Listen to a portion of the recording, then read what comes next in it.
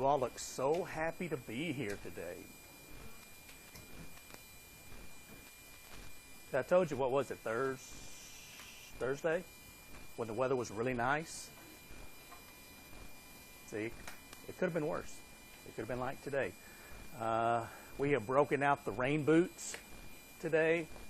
So that must mean fall is here in Murray. And I guess the rain boots will stay out until April or so. What we're going to do today in class, we're going to finish chapter 8. That means we'll finish the test material for test number 2. Also, we need to talk about a potential test date for test number 2.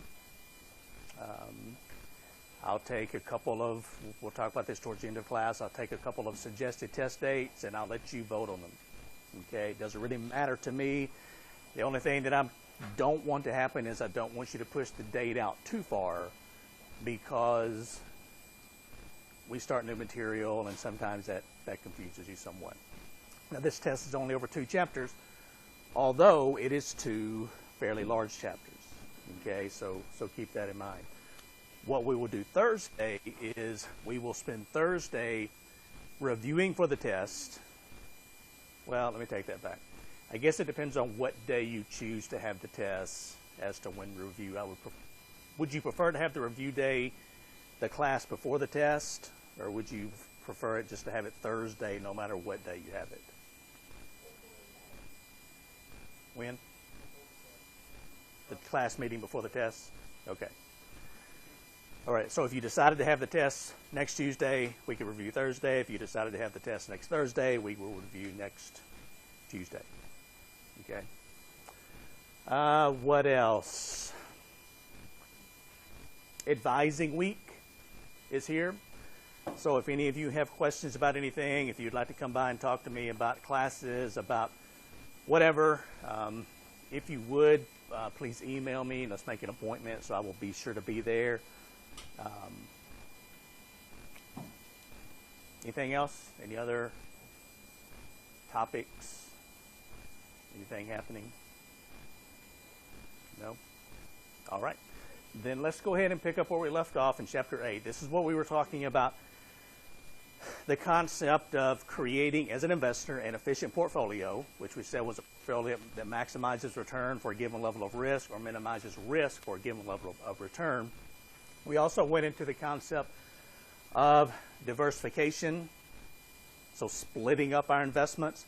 We went into the concept of correlation, which means we don't want to put all of our money in stocks that move exactly the same, because then we don't get the benefit of diversification. And so this is where we left off. We're going to run past this. This is just a table in your textbook. But this is the next topic, and the last topic of chapter 8. And it's a fairly big area of study. It's something called the capital asset price, excuse me, the capital asset pricing model, or the CAPM. And essentially what this is, the CAPM is the name implies a model, and it's a model that brings together the concept of risk, which is a big part of chapter 8, and return, which is another big part of chapter 8. Now, up to this point, we've simply said that as an investor, if you take more risk or more perceived risk, then you expect a higher return. So I think everybody's pretty clear on that. More risk, more return, less risk, less return. What we haven't done is we haven't put a number, a return, with a risk level.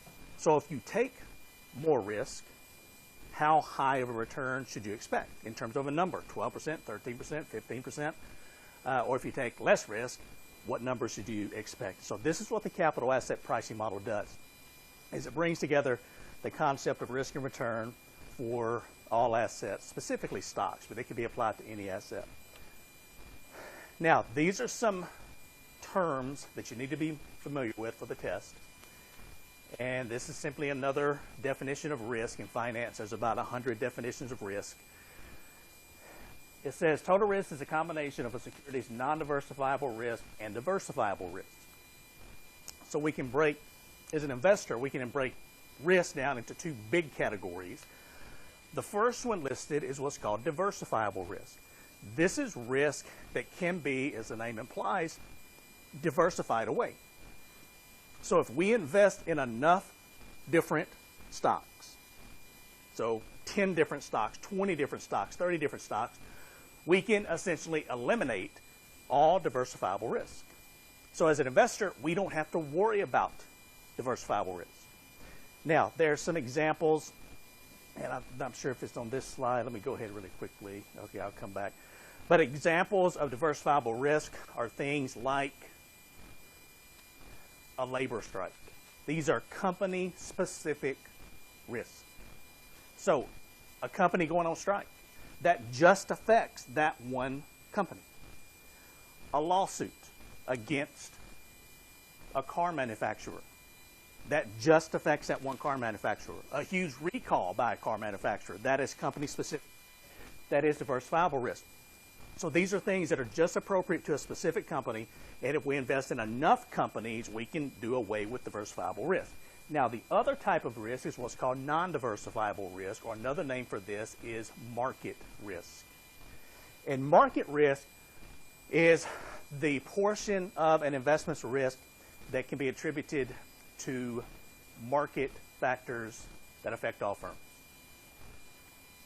So things like a recession, that's an example of non-diversifiable risk. A war in some aspects, because if you've got, for example, a world war, then that affects all companies. A financial meltdown, a financial crisis. So these things affect all companies.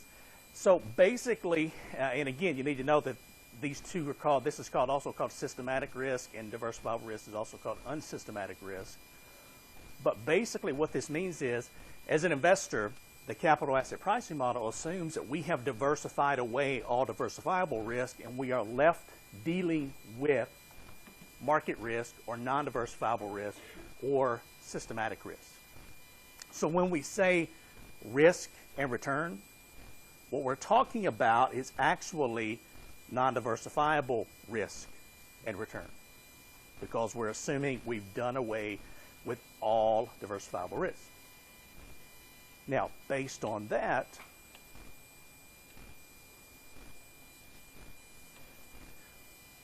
this is a graph. This is in your textbook. This is probably in every corporate finance textbook ever written.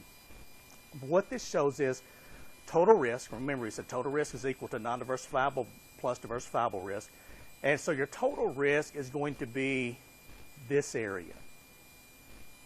Now what you have is you have your non-diversifiable risk, which is the horizontal line here, and you have diversifiable risk, which is our sloping line. And notice that as we invest in more securities, or that's just another name for more stocks, the portfolio risk, the amount of risk we're taking as an investor, decreases as we invest in more and more stocks. So basically what happens is, essentially after about 25 or 30 different investments, you're going to be down where this line is going to be touching the horizontal line here, which means you've done away with diversifiable risk and you're just left with managing non-diversifiable risk. So this is showing you what this is telling you. Okay? Same thing. Now, when it comes to the capital asset pricing model, there's some terms used in this model that may be unfamiliar to you. So we're going to spend some time talking about these. One of these is what's called the beta coefficient. And the beta coefficient, it can either be measured by a lowercase beta or an uppercase beta. It says it's a relative measure of non-diversifiable risk. And it continues on. It's an index of the degree of movement of an asset's return in response to a change in the market's return. So what this is simply saying is, now remember, we're talking about stock returns. So percentage increases or percentage decreases. And the beta coefficient, what it measures is, it measures how much an individual stock moves. For example, Walmart or Ford or Yahoo or Google or Microsoft. How much do those stocks move compared to the movement of the market, the entire stock market overall? Do they move the same? If the market increases, does Google move more than the market? If the market goes down, does Google move more or fall more than the market? Does Ford Motor Company move more or less? Does Yahoo, whatever the situation may be. So we're going to look at some actual beta measures here in just a minute.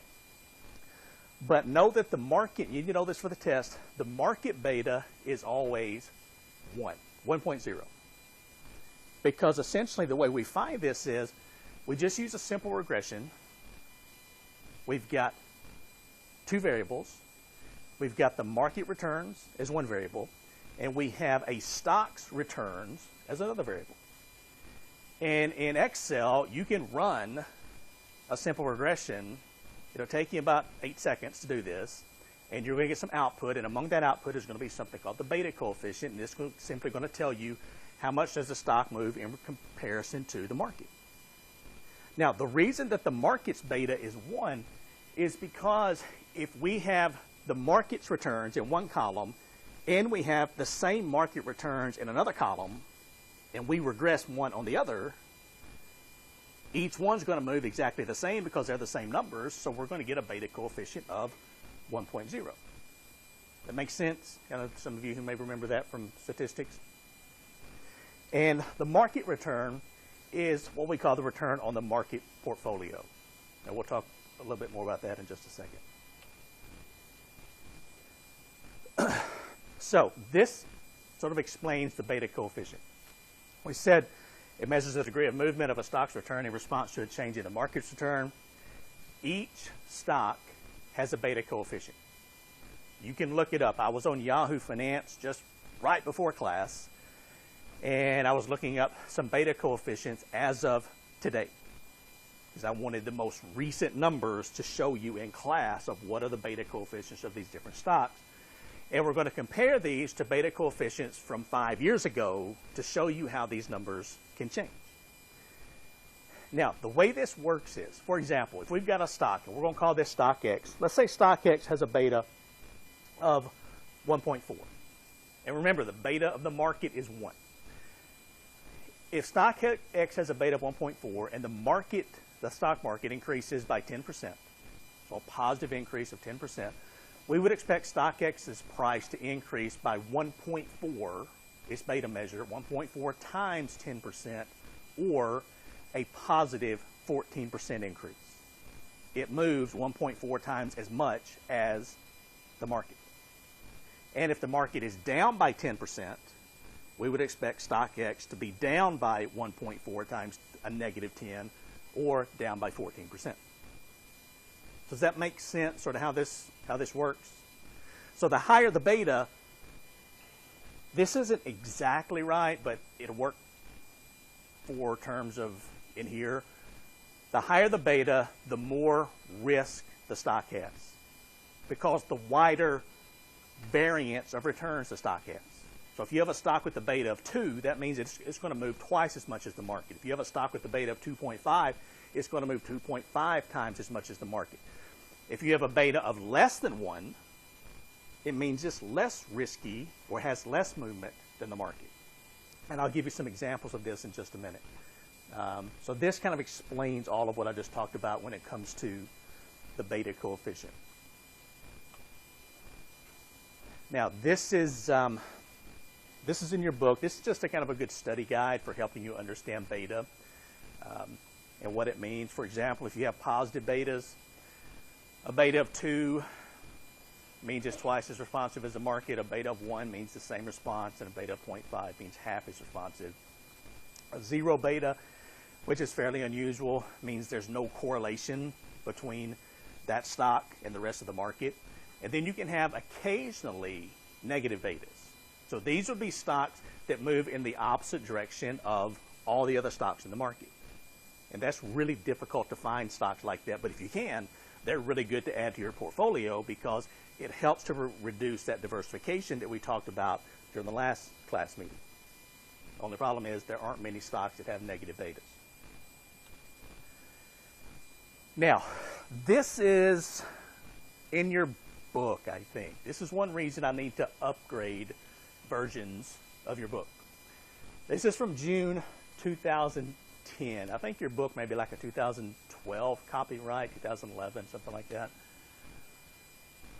But you can see some numbers here, and then we're going to compare these numbers with the next slide. Now this, if you printed these out, you don't have these, okay? But the next slide, this is today's numbers of the same company. Now, most of these companies you've heard of: Amazon, Anheuser-Busch, Ford Motor Company, Disney, eBay, ExxonMobil, The Gap, JP Morgan Chase, Bank of America, Microsoft, Nike, Pepsi, Qualcomm, Sempra Energy, Walmart. You've heard of all these companies. And what we're looking at, now remember, this is in 2010. Most of you didn't give a damn about what was happening in the stock market in 2010. You still may not give a damn, okay? That's beside the point. The important point is, this is about 2 years after our big financial meltdown. We were still deeply in a recession, and the stock market was doing really, really crazy things. And keep in mind, the way we calculate a beta is we have to take historical stock returns. So we don't just take yesterday's stock returns. We typically take either a 3-year return or sometimes a 5-year return. So we go back 3 years of returns or 5 years. And so what you see here are some betas that are really, really odd. These have never been seen in the history of corporate finance. Because what normally happens is, if you see a bank like Bank of America, traditionally, banks have been very conservative investments. They had low betas. Nothing really exciting happened in the banking industry until our financial system almost collapsed in 2008. And you had the bailouts, the TARP money. You had over 500 banks fail between 2008 and 2012. So you had a shakeup in the banking industry. So you can see Bank of America's beta 2.58. That means Bank of America stock moved 2.58 times as much as the market overall. That's a crazy beta for a bank. Now, if we take a look at Bank of America today, you can see its beta 0.85, which means it moves less than the market, which is traditionally what we see in banking. So this is what I would call, for Bank of America, a normal beta for a bank. This is not. But again, we just have to deal with what the market gives us, and this gave us a really shaky stock market where you have stocks moving way up or way down, and we were simply trying to ride it out as investors and trying to figure out what was happening and where to put our money and kind of what to do next. If you look at some other numbers here, for example, let's see, what's another odd one? Ford Motor Company. Ford Motor Company has been around for a long time. As a matter of fact, the ticker symbol, the trading symbol for Ford, is simply the letter F. Most ticker symbols have 2 letters, 3 letters, 4 letters. Ford's been around long enough, they just need 1 letter, the letter F. And typically, the way Ford went, and also GE and Ford are 2 big companies that have been around forever. The way Ford went, the way GE went, was typically the way the United States economy went. So Ford's doing well, the United States economy is doing well. GE's doing well, the U.S. economy is doing well. Ford typically has been a fairly stable company. But again, remember, this is back in 2010. This is when gas prices were hitting $4 a gallon. This is when everybody was complaining that Ford, General Motors, and other U.S. car maker, they were creating cars and trucks that were getting terrible gas mileage.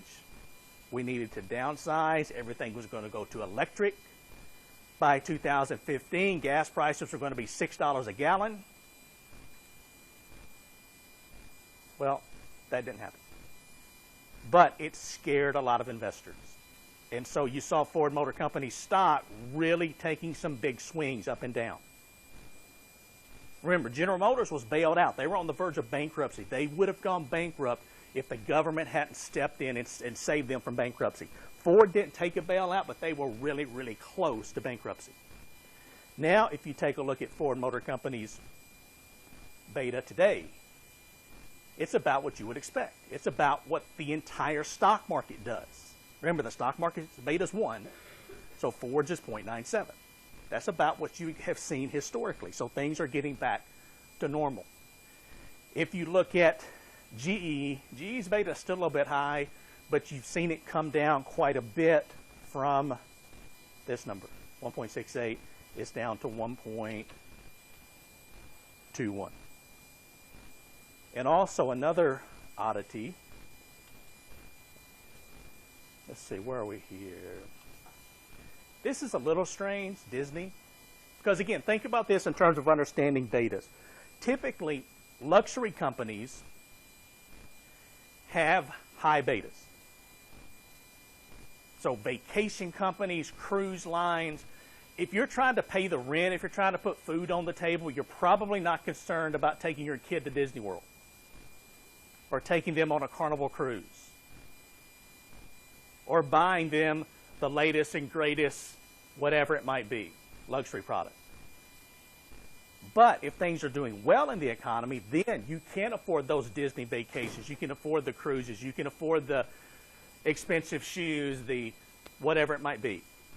So luxury products, when the economy is doing well, they do well. When the economy is doing terrible, when the stock market is doing terrible, they tend to do poorly.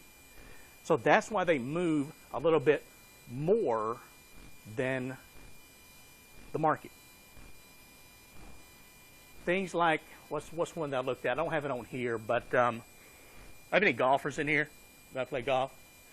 Okay, one of them I looked at one time was Callaway Golf Clubs, or Callaway Golf Products, because they make more than clubs now. And Callaway, when it comes to golf clubs and other things, I mean, they tend to be on the upper end of the cost range. So you can go to Walmart, you can buy a set of Walmart clubs for $100, or you can spend $1,000 on a set of Callaway irons. If you're trying to pay the rent, but you're thinking about taking up golf, are you going to buy Walmart clubs, or are you going to buy Callaway clubs? Most people are going to buy the cheaper golf clubs. But if things are doing well, you're working overtime, you've got food on the table, you've got some money in the bank, and you want a set of Callaway golf clubs, you might spend $1,000 on a set of Callaway golf clubs. Okay? So those movements up and down. What's another example here? Energy companies. Energy companies are what's called utility companies. So energy, so electric, water, natural gas, these are what's called utility companies. And utilities tend to have low betas because they tend to be conservative investments. They don't move a lot up when the stock market goes up, and they don't move a lot down when the stock market goes down. Now, if you take a look at the newest numbers, you'll see that Sempra Energy was 0.58 today, and it was 0.6 5 years ago. So there's not much difference. And the reason is we don't change our behavior that much because of what the economy is doing when it comes to utilities. For example, let's say the economy is doing really well. Yesterday at work, you got a 10% pay raise. You're pretty happy. So today, you're getting ready to go to work. You're ready. You're walking out the door this morning. It's raining. You grab your umbrella. You start to leave, and you're going out the door. You reach for the light switch, but then you decide, you know, I got a raise yesterday. I don't have to turn my lights off today. I can leave them on. Are you going to change your behavior about turning lights on or off and using more or less energy because you're making more money? No. Are you going to suddenly start taking 4 showers per day as compared to 1 or 2? No. We're not going to change our behavior, our utility behavior, because of what's happening in the economy. We don't blast our heat to 80 simply because we can afford to do so. So that's why energy companies tend to be fairly conservative, fairly boring, but sometimes really, really good investments because they just don't move a lot up or down. And you can see some of the other numbers here too. Exxon, typically fuel companies tend to have a beta of about 1 because that's how gasoline sales go. They kind of move with the economy. All right, so does everybody have somewhat of an understanding of beta? You don't have to know how it's calculated, but do you can understand sort of how it works? A market beta is 1. High beta means it's riskier than the market. A low beta means it's less risky than the market. That's basically what it means. Okay, now this is how you would calculate the beta of a portfolio if you needed to. So this is similar to a portfolio's risk that we looked at on Thursday. And again, it's simply a weighted average where you take the percentage weight of a stock in a portfolio, which is the W, you multiply it by the beta for that stock. And you do that for as many stocks as you have in your portfolio. So the weight of stock 1 times the beta of stock 1 plus the weight of stock 2 times the beta of stock 2 plus, and you just keep going on until you have the weighted average. And you can see an example of that here, where we simply take the proportion or the weight, the W, times the beta, and you would just multiply each of these and then add them together, and I think you can see that here, the results. So this portfolio has a beta of 1.2. This portfolio has a beta of 0.91. So we would say that portfolio W is less risky than portfolio V because it has a lower beta.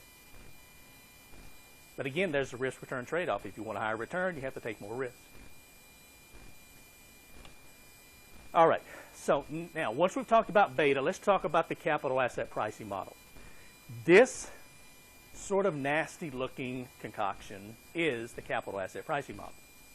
But it's really simple to work with because all you do is you're given the numbers, you just plug them in and do the math. What this says is the return of a stock, and this is stock J, whatever stock it might be, is equal to the risk-free rate. The risk-free rate is the rate of return that you expect as an investor for taking absolutely no risk whatsoever. Thus the term risk-free rate. Multiplied by plus beta, and we just talked about beta, so each stock has a beta, multiplied by the return of the market. So this is the return of, to be technically correct, it's the return on every risky investment possible. The problem is we don't have a measure for that. That would be all stocks, all bonds, all gold, all silver, all paintings, all antique cars, all real estate, all everything.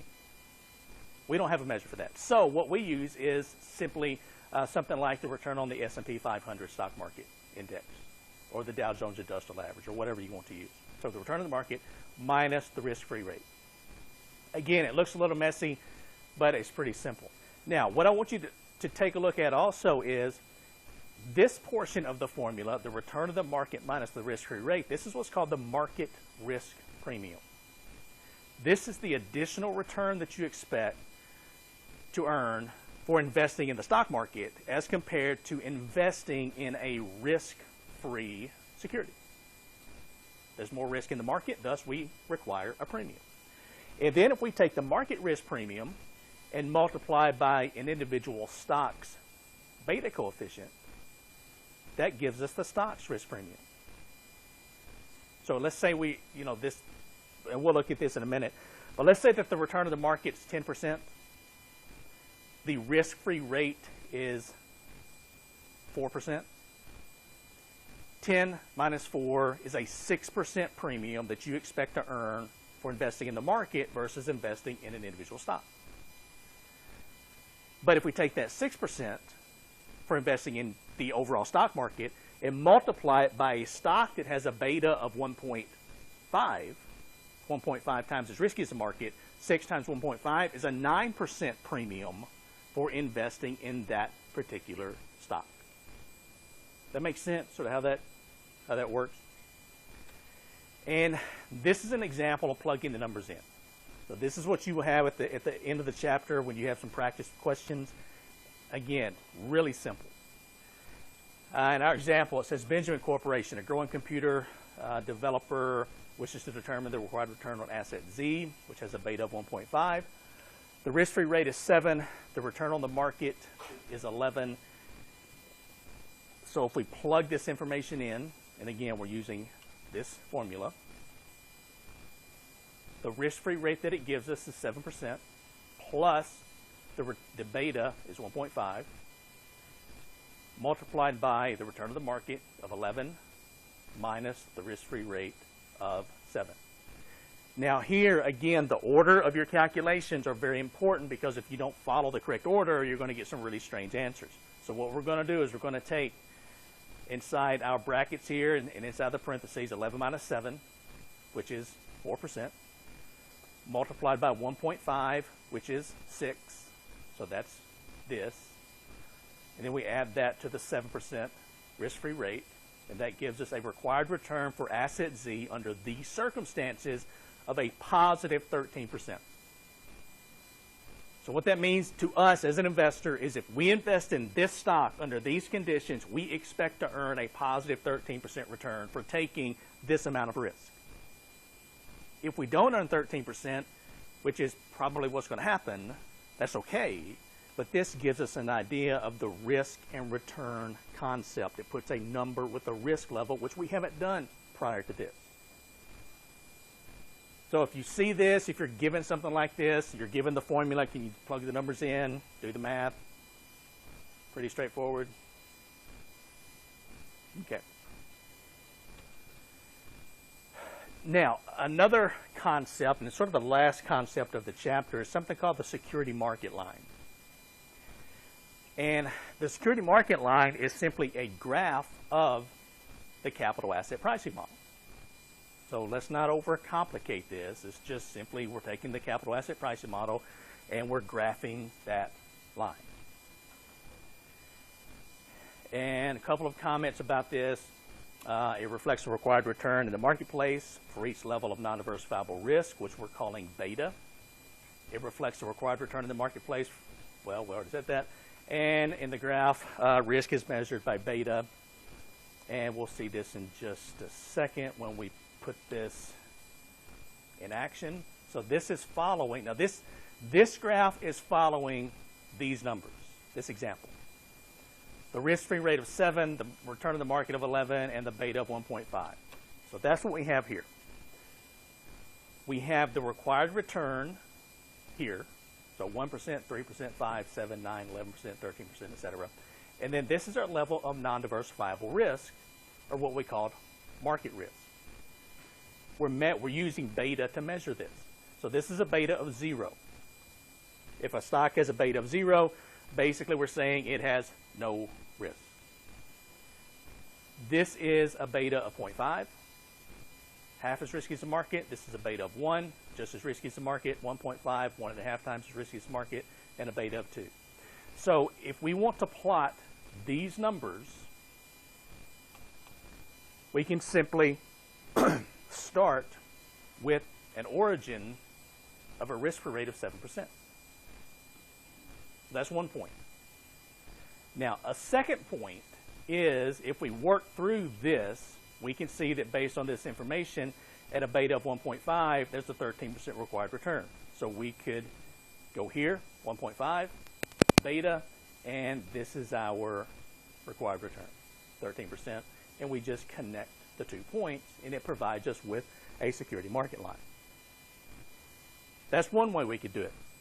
What if, though, here's a question for you. What if I didn't want to go through all of this math? What if I just read this problem, and without doing any calculations, I know where my risk-free rate is, 1 point, it's 7%. How would I know where a second point was without going through the math of the capital asset pricing model? Using the information that I've been given.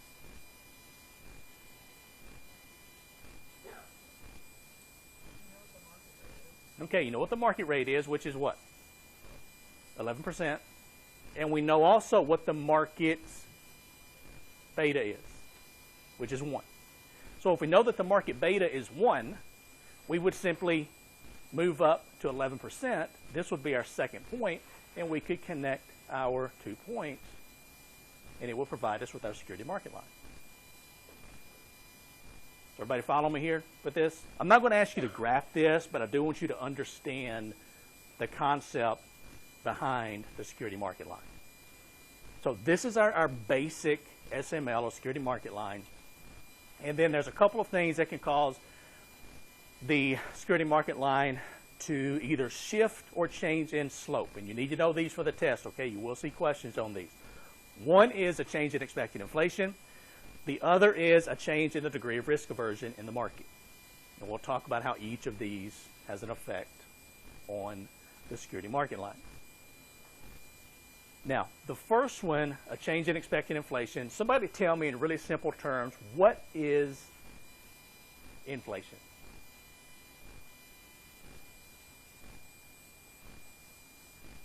You don't have to quote everything that your economics professor said.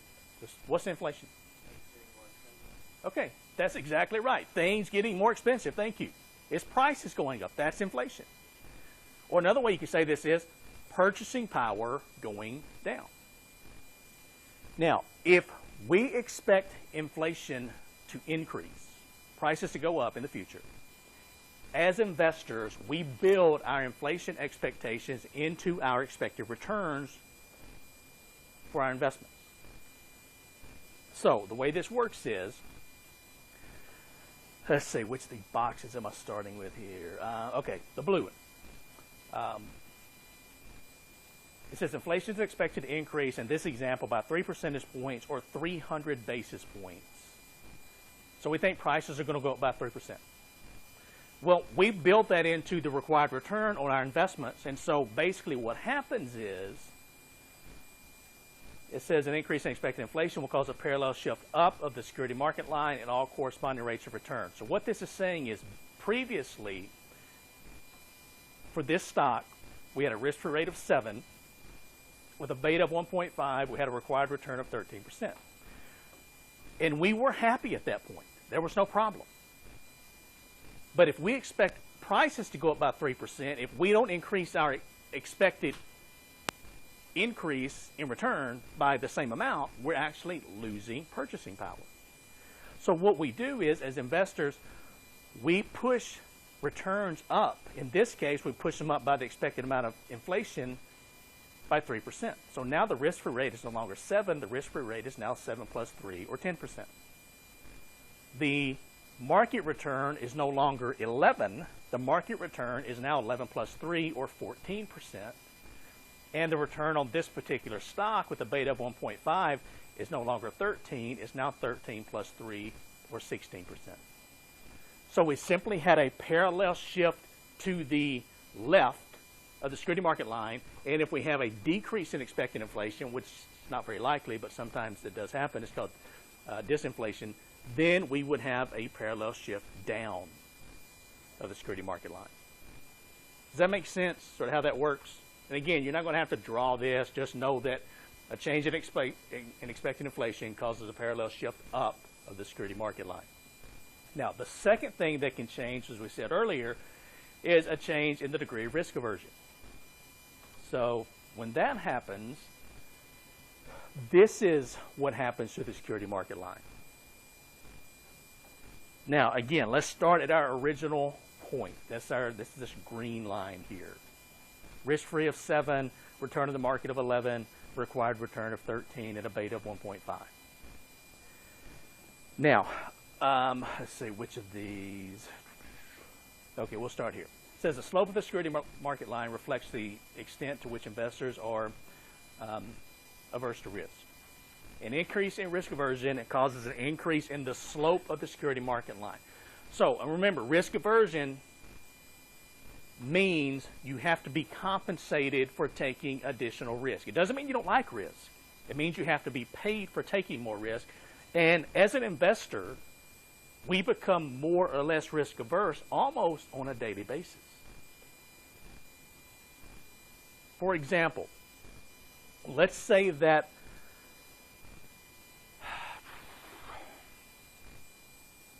we're sitting in class and all of a sudden your phones just start going crazy and an airplane has flown into a skyscraper in Chicago. We know nothing else about the situation. We just know that an airplane has hit a skyscraper in Chicago. Automatically, what comes to mind? 9/11, terrorist attack. And does anybody remember, you may not remember, but what happened to our stock markets on September 11th and then the following days? Yeah, the stock markets just started crashing. They started dropping like crazy because when investors get scared, they have what's called a flight to safety, which means they take their money out of risky investments like stocks and they tend to put them into safe investments like government bonds. So everybody was pulling their money out of the stock market because they didn't know what was going to happen, and they were moving them to government bonds. It was so bad, in fact, that the stock markets closed for several days to let investors simply kind of stand back, take a deep breath, get control of themselves again, and make logical decisions about what they wanted to do with their money. So if an airplane flies into a building in Chicago today, and it could be just an accident, but you're going to see you're going to see the market dropping like crazy. That's because investors suddenly, because of that, became more risk averse automatically. They required a higher rate of return if they're going to keep their money in the stock market. They're not guaranteed of that, so they're pulling it out and putting it in safer investments. So what would happen is the security market line would go from this, it would increase in slope to maybe this gold or yellow or orange line here. Now, what that means is at the origin, there's no change. Our risk-free rate, even though we're more risk averse, is still 7%. Why doesn't it change?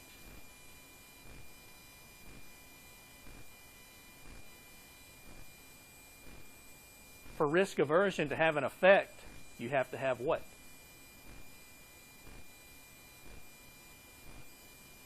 You have to have risk.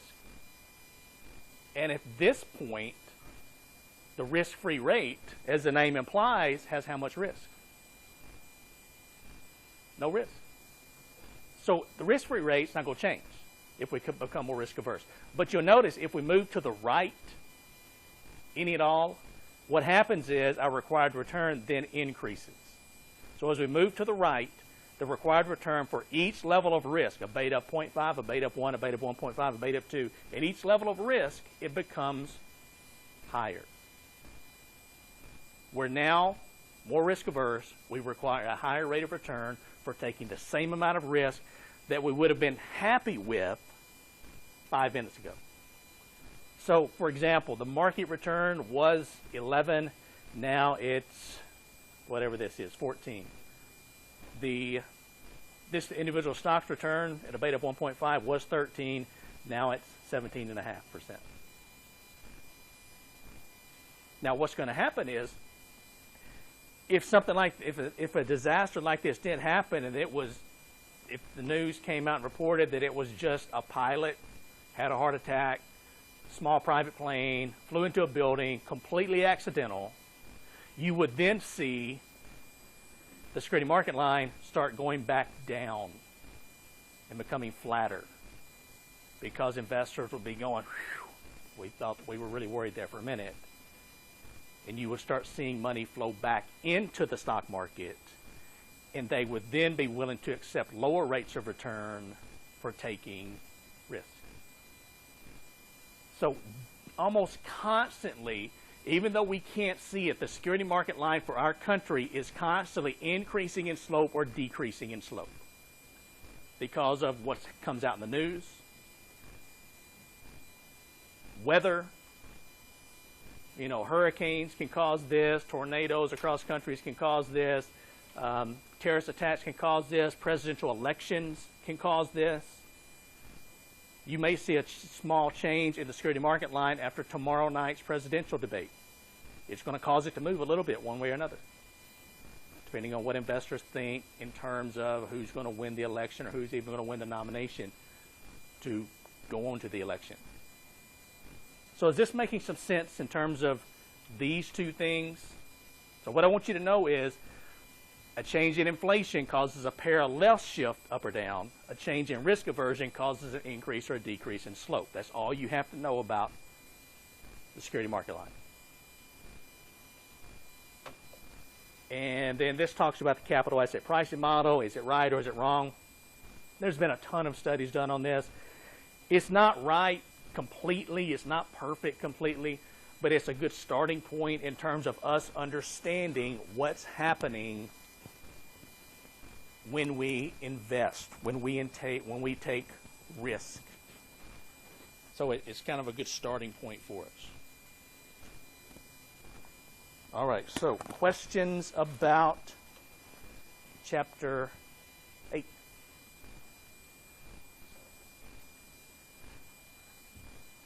A rainy Tuesday and the capital asset pricing model, that's a tough one to pull off, okay? It really is. All right, let's talk about your test date.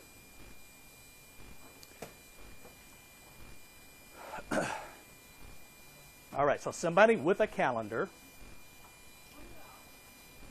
That's the first thing we need to decide is what are the options. Okay, so today is October 27th. We're going to have one review day. So, I mean, you can have the test next Tuesday. You can have it next Thursday. I mean, you can even push it back to the following Tuesday if you wanted to. I mean, it doesn't matter. Like I said, it doesn't matter to me. I just don't want you getting too far away from, because we will be starting new material except for the one review day.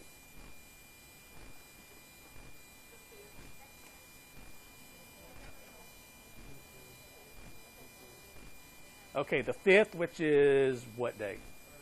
Next Thursday? Okay. So next Thursday is one option. And if somebody doesn't like that, you need to suggest another day.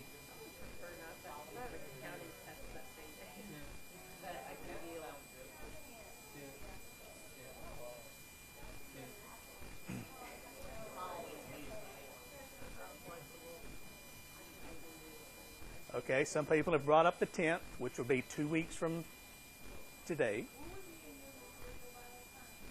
We'd have 2 days of new material. So, because we have one review day. So we would have, let's see, I think that's right. We'd have Thursday, Tuesday, we'd review next Thursday, and then have the test the following Tuesday. When? Next Tuesday? This coming Tuesday? Okay. So there's an option for this coming Tuesday, 1 week from today.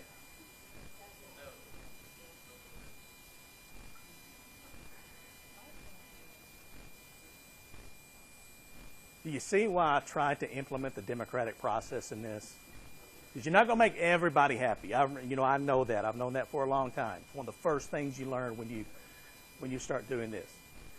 So what you try to do is you try to make as many people happy as possible, and you try to make the unhappy ones blame their classmates and not you as a professor. Okay, so we've got 3 dates, the 3rd, the 5th, and the 10th. Why don't we vote on all 3? Okay. You can only vote one time. So the 3rd, the 5th, and the 10th. Okay, so how many vote to have test 2, which covers chapter 5 and chapter 8, on Tuesday, November 3rd? Raise your hand. Okay, let me count them. 1, 2, 3, 4, 5, 6, 7, 8, 9. Is that right? I think that's right. Okay, so 9. How many vote to have it the 5th? Thursday the 5th, raise your hand. Hang on, 1, 2, 3, 4, 5, 6, 7, 8, 9, 10, 11, 12, 20. And how many vote to have it the 10th? Raise your hand.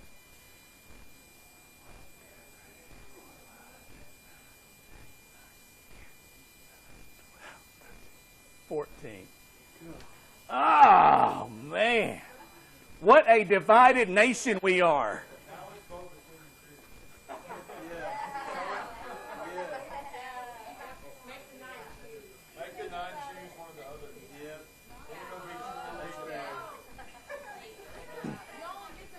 This is Republicans, Democrats, and Independents running right here. I don't know who won, but 20 won. Okay, whoever got 20 votes. So we're going to go with Thursday the 5th, which means we will start new material this coming Thursday, which is going to be bonds, bond valuation, investments. Then we will review next Tuesday. We will have the test next Thursday. Do what?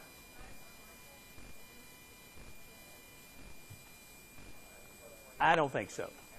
It's a good idea, but no, I don't think we're going to be able to do that.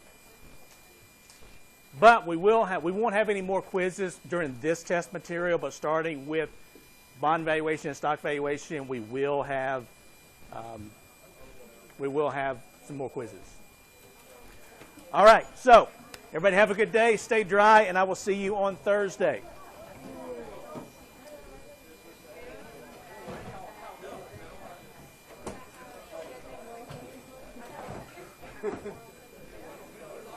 Not good? No, I got another test that day. Nothing for you, man. Like next class, I'll be out of town Okay. for Max, so Okay. I'll see that. Just get your notes if you would, and we'll if you don't understand something, say it. Okay.